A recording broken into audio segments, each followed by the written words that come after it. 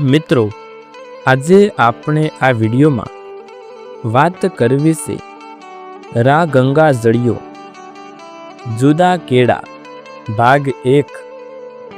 આજથી 5-6 વર્ષ પહેલા ગીરની ગટાટોપ ગીચ જાડી વચ્ચે થઈને 5 જીવનો એક પરિવાર પ્રભાતના પહેલા પૂરે ઉતાવળે પગલે ચાલ્યો જતો હતો।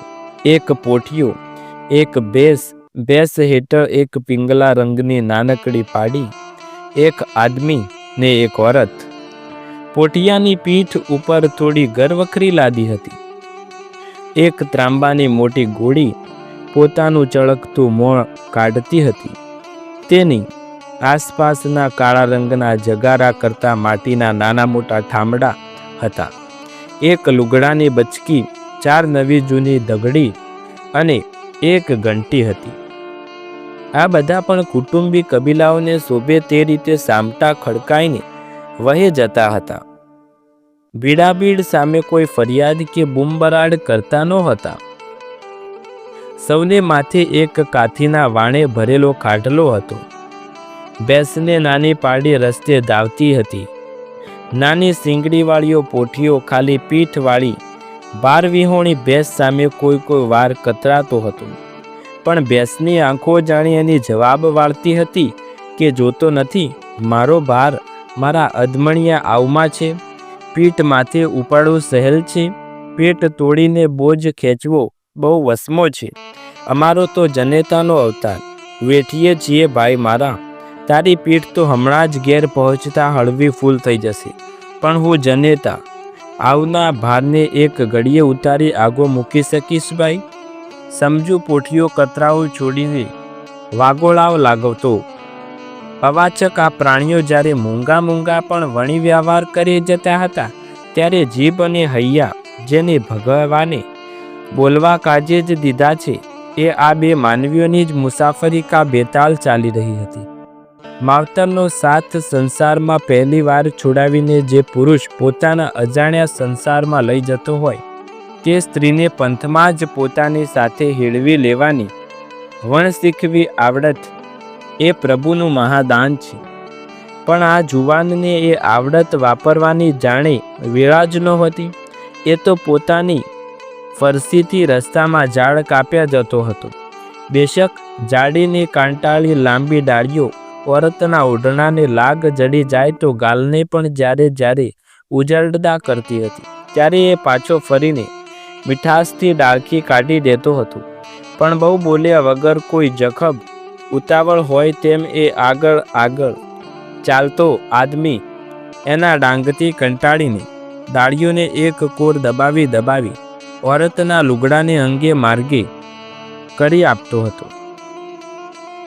હળવો જરા સથરો હાલને ચારણ, બાઈએ હસીને કહ્યું, આમ રઘવાયો તેને ક્યાં હાલતું દઈશ? આ બોલ બતાવે કે 5 જણાના કબીલામાં જે 2 માનવી હતા તે ચારણ ને ચારણી હતા। તેમનો પોશાક લેબાસ જોઈને પણ આપણે વર્તી શકે કે 2 જણા દેવીના બાળ હતા। નજરે નિહાળીએ તોય ઓળખી કાઢીએ તે 2 મનુષ્ય દૂધના જાળવા હતા, કેમ કે રંગો બેઉના રતાશ પડતા ઘઉંવર્ણા હતા। પોતાના પગમાં આટલી ઉતાવળ હોવાનું કારણ તો ચારણે કબૂલ કર્યું નહીં, પણ એ ઝડપ પ્રેમીજનોમાં હોય છે કરતાં જુદી જ જાતની હતી। જવાબ દેવાય જાણે એ સમય નહોતો। પોતાને ખભેથી ફરસી લઈને ચારણે ગાટી વંદરાઈના જરડા પર ગા પછી ગા કરતો જતો હતો। પણ આ વસામણ સીધ વેઠણી ચારણ બાઈએ ફરીવાર કહ્યું, આપણે ગાડા માર્ગે કા હાલ્યાને? આ પોઠિયોને ભેંસ પણ ઉજળતા આવે છે, આ પાડીઓ લોહી લુહાણ થતું આવે છે। હમણાં પાદરે માર્ગે ચડી જાશું। ચારણ્ય, હમણાં હવે લાંબુ છેટું નથી, એટલો જ જવાબ દેતો ચારણ ફરસીના ગાયે વનરાયના આડા ફરતા હાથને છેદતો ગયો। જાડી પાંખી ગઈ, કાંઈક ઉગાડી જમીન આવી।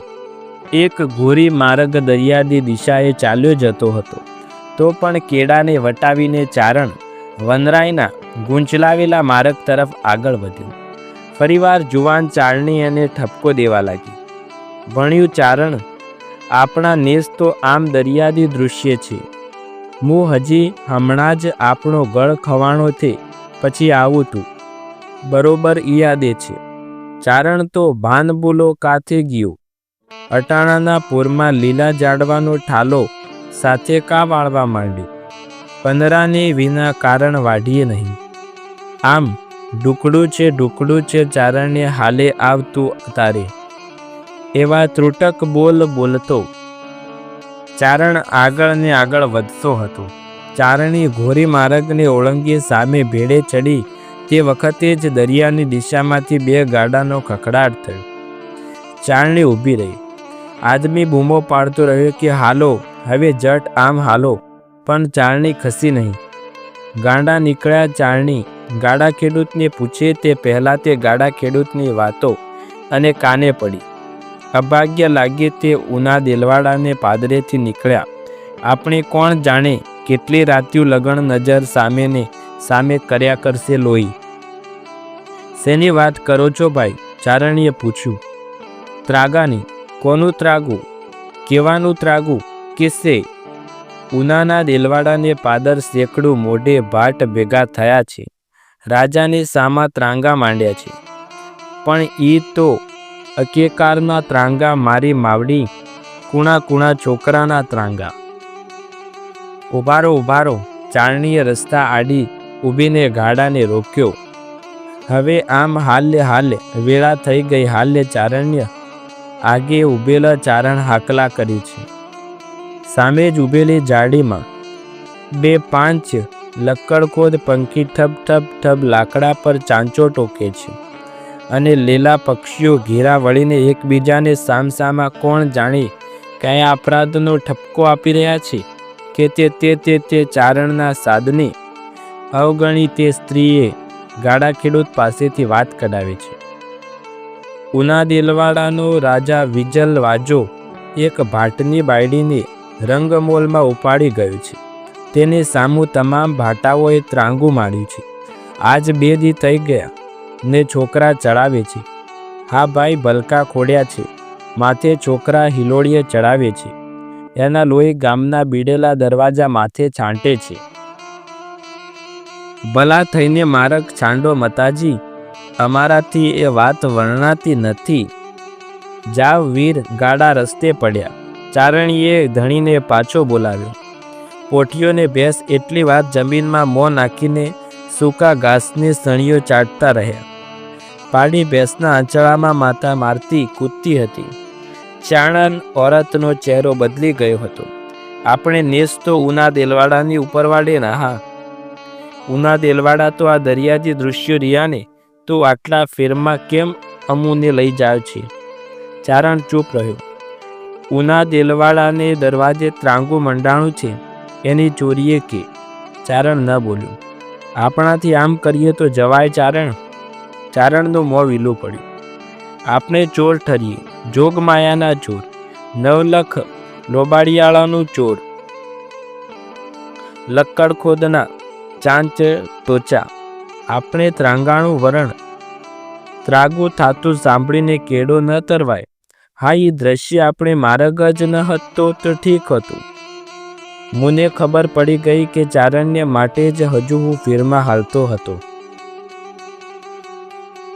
આપણે ત્રાંગાણું વરણ ત્રાંગું સાંભળીને મને ખબર પડી ગઈ કે ચારણ્ય ને એટલા માટે ઉતાવળ થાતો તું ખરું ચારણ?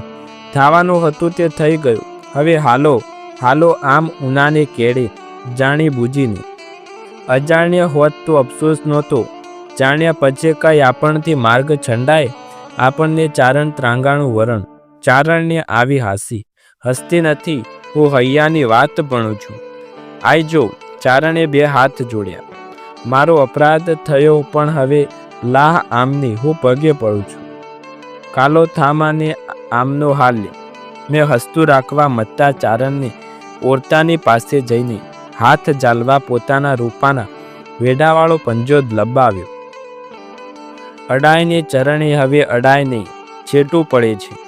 ચારણ ખસિયાણે મોએ પોઠિયાની ભેંસની સામે જુએ છે. જાણે કહે કે તમે તો કોઈ મનાવો છો. હિંમત નથી હાલતી ને માટે ચારણીનું મોં સ્નેહ જ મલક્યું. સાચું ભણ્યું જોગમાયા સાક્ષી મારું દલ ડગે ગુછે ચારણ્ય. પેલું વેલકું મને ઘરે તેડી જાચ એથી જ ને એથી જ. હજી હસીને બે વાતોએ નથી કરી. ચારણનું મોં રાકડું બનતું હતું. તારી અણપૂરલ આશા જોગમાયા હજાર હાથે પૂરી મારી આશુષી છે. ચારણ જા, પોટિયો ભેંસને પાડી લેને તારે નેસે પોગી જા. જીવ્યા મુવાના જુવાર તુને ખમ્મા તુને. એમ બોલીને ચારણી ઉના દેલવાડાને ઊભે કેડે ચડી. ચારણીએ મર્દે ગાપોકાર કીધા. લેલાએ તે કરીને વન ગજાવી. લક્કડ ખોદ જાણે કોઈની ચિત્તાના કાષ્ટ પાકતો રહ્યો. ઘેરે જા, નેસાડે પોગી જા, એમ બોલતી ઓરત ઉપડતે પગલે ગઈ. થોડી ઘડી દેખાઈ, પછી ડુંગરો આડો આવી ગયો. ચારણે થોડી ઘડી ઊભા થઈને રહી ભેંસ પાડીને પોઠિયો વનરાયમાં હાંકી મૂક્યા. ઝડપથી ચાલ્યો. વનરાયમાં પાછા પાંખા ઝાડવામાંથી ઘડીક ઘડીક એની મદ્રાસી પાઘડિયું છોગું લાલ લાલ જીભના લપકારા કરતું હતું.